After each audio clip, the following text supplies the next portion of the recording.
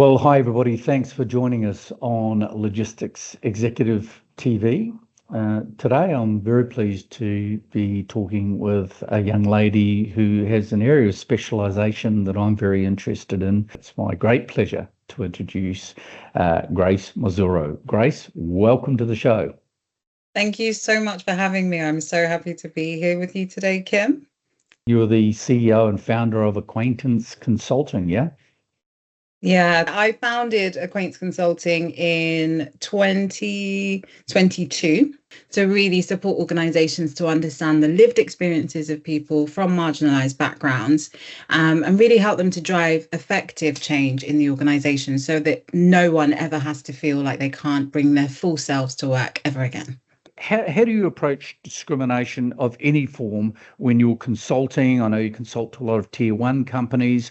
What's your mentorship around that, and how people inside of organisations that are experiencing discrimination, and there's as much in the supply chain and logistics industry as there is anywhere else.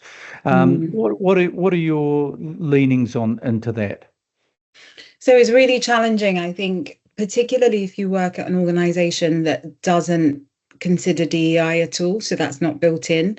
I think for anyone working in that type of organization, I recommend getting yourself a coach, ideally a coach that's got some lived experience of marginalization and someone that you see that has managed to overcome that and their career trajectory has been successful. Get yourself a coach with that lived experience who can support you through the day-to-day challenges that come with working in a space where essentially you're not seen for who you fully are. Yep. And then for organizations that are committed to DEI but maybe aren't getting it right, I would recommend that you get yourself a critical friend, which is what I call myself. A critical friend is able to come in and help you look objectively at what your aspirations are, but where you actually are today, and help you to really hone in on actually, why are we committed to DEI? How does this align with our organization's objectives and with our people?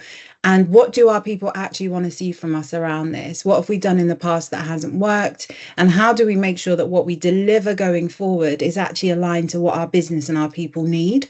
So really go in and support organizations to do that deep dive. And that is my recommendation. I talk so much to people, and I will, by God's grace, get people to see this, is that if you don't have a strategy behind anything you do in business, it will fail. It's as simple as that. And I know that personally as a small business owner who is, sometimes very airy-fairy about things, there needs to be a strategy that sits behind everything, particularly inclusion. When we think about the most successful organizations, they're usually the most successful because they've got amazing people. And DEI is all about your people. So what is your DEI strategy? How does it align to your organization's overall strategy? And how is it going to make your people happy, make them want to stay, make them want to perform, and make you successful, essentially? So that's the kind of the advice that I'd give to organizations on both sides of the spectrum and individuals within them.